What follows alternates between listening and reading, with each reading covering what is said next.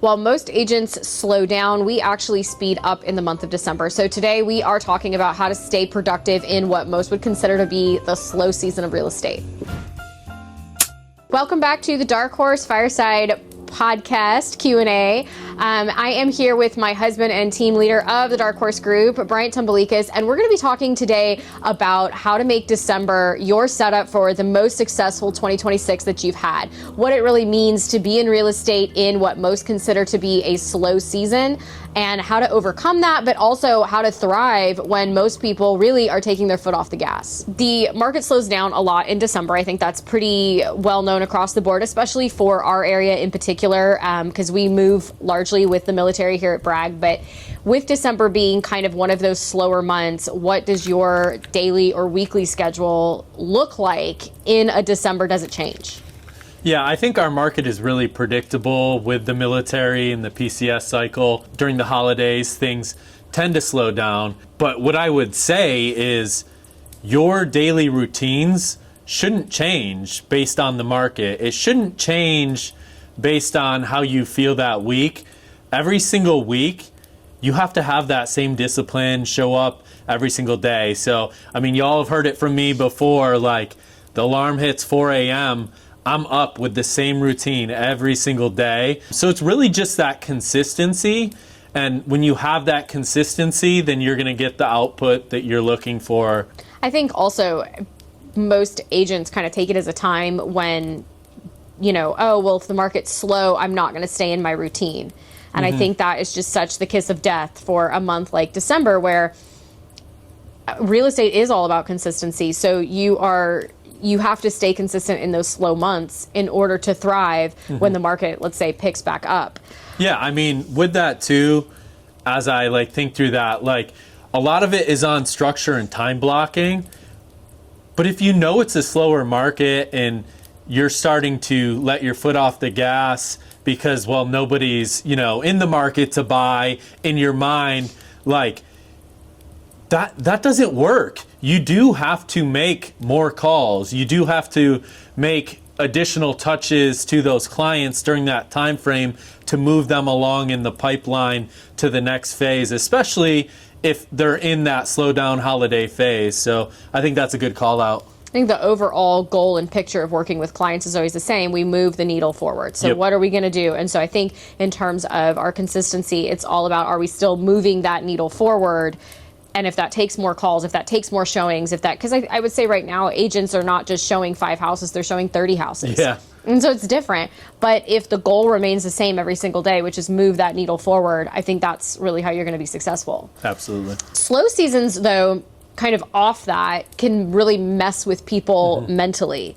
How do you stay motivated when the market's not moving fast? So obviously tagging off of the last question a little bit on that, in a sense of you show up the same every single day. You have the same routine, the same consistency. But I think most importantly, it's about who you're interacting with day to day. Who are you in conversation with? Who are you leveling up your business every single day? So are you leaning into trainings and stuff? And I know in real estate, there's all these trainings out there, but are you having trainings with people that actually have a sound understanding of the market?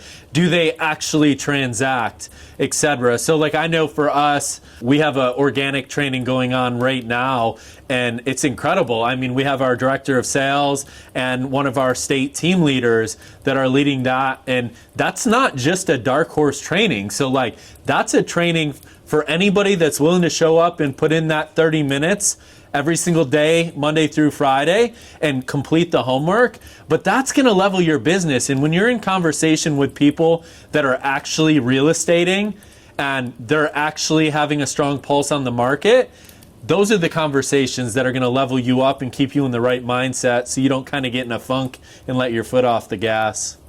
I think it's interesting, as we've looked around the market, especially recently, you can really tell the producers and the non-producers that are in positions of training, because we commented to each other last night about how out of touch some of these trainers seem, and it's at first it's very curious, like, why are they so out of touch? But then the reality is because they don't have enough interaction with boots on ground. So they just don't know. They just don't know. And I don't even think it's like malicious. I think they just genuinely don't know what's actually happening in the market. I've been, I think, surprised at some of the conversations that I've had throughout the last couple of months with people that are in positions of training, and I'll say something very in touch with the market that I'm in, and it's like brand new information, but really the information's 6 months old. Well, I remember we were in conversation with an agent from a different brokerage, and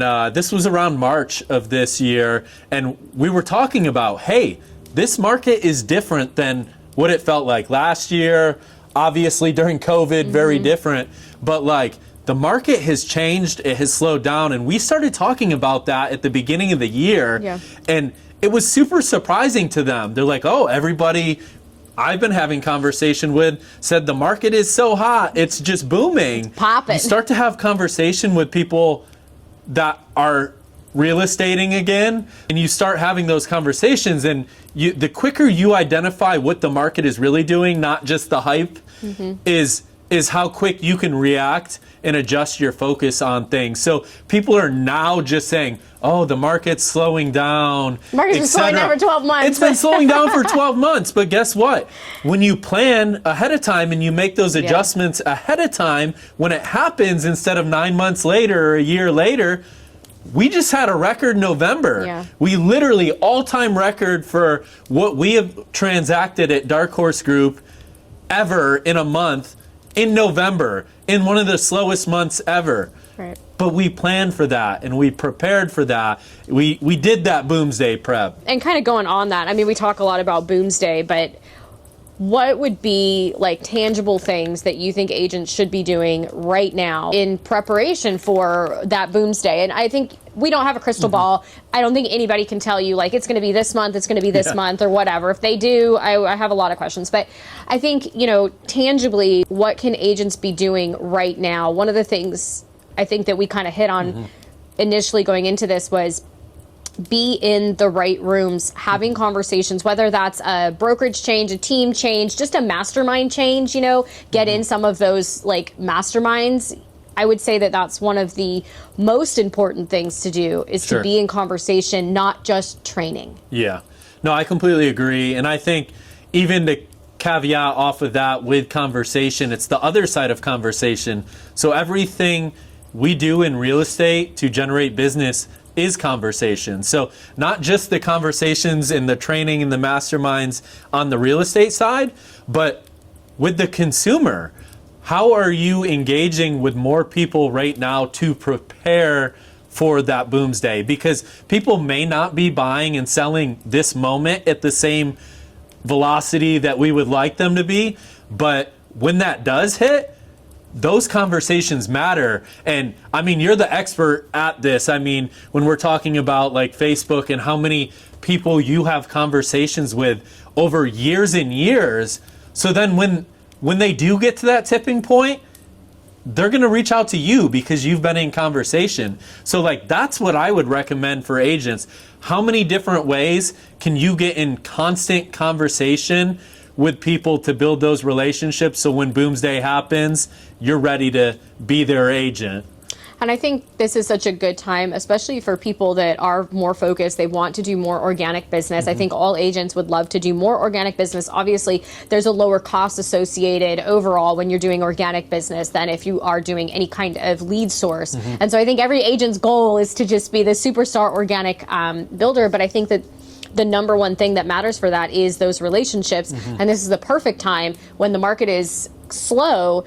If you're still treating your business like a business and you're still putting in the same amount of effort and the goal is the same, we're moving the needle forward, I think you have such an opportunity right now to establish more solid relationships. If you think about a faster moving market when interest rates were lower, I don't know that we established quite as solid of a relationship as you have the opportunity to do now, because people are able to ask 6 months worth of questions before they ever get to the closing table, which I think is a big opportunity for real estate agents. Yeah, for sure. And I also think this day and age with ChatGPT, all these different things out, the consumer, they have more time and they have more education. They can ask the questions and get some of the answers. So you have a more educated consumer. So you have to do the right things to foster that relationship and serve them properly. Otherwise, they're going to go in a different direction. And then the last kind of question I have for you is, as a married couple, business partners, parents, how do we juggle holiday family time in cohesion with the desire to want to set ourselves up for this really great boomsday, for the belief that, you know, there is going to be a better market coming, but even if there's not, how are we going to crush 2026? So there's always seasons of life, number one. So I think you have to have a really great relationship with your spouse, and the more you communicate about your current situation. So if you're a 5 transaction or a 10 transaction a month agent, or a 3, whatever that is and whatever makes you feel comfortable, if you're in conversation with your spouse about that and where you are right now versus where you're supposed to be, I think those conversations are a lot easier. And then based off that season, if the market's slower, if you're not transacting quite at the same level, those have to be very real conversations. Maybe this isn't our season to take the trip. For example, we have the house that we're remodeling in California next to your sister. That is something that we wanted to do, go out to there for Christmas. We made the decision not to. A lot of that was based on the current market. A lot of that was based on the growth of our business. As we've added so many more agents, this became a priority to make sure we were here, boots on ground during that. So I think you just got to be smart about that and transparent, but also understand that it's not always about balance. Sometimes balance isn't possible in that season, and one of you or both of you have to lean in a little extra and maybe give it a little more on the business side so you can set your family up for whatever you're trying to achieve. I think in the holiday season too, if you focus on what are the important things that you want to say yes to, you also equally and maybe more appropriately need to focus on what you have to say no to. Yep. And in the holiday season, I think it's so easy for us as business owners, and every agent, you know, you're in the category of being a business owner, whether you are a solo agent, a team leader, on a team, whatever you are, and you have to take responsibility for sometimes it's not our season to say yes to everything. And we want to, because we see the holiday season as like, I want to do all these things. But for us, it's like, if I want to, you know, do some of the things that we like to do during that holiday season, and I want to be able to say yes to that, I don't get to say yes to everything. And this is the reality of real estate, you know? I mean, so true. Fourth quarter in a year like this is probably for most of you not your season to say yes to everything. And it's perfectly acceptable to say no. And then for those of you that are like us, where we are in such an explosive season of growth,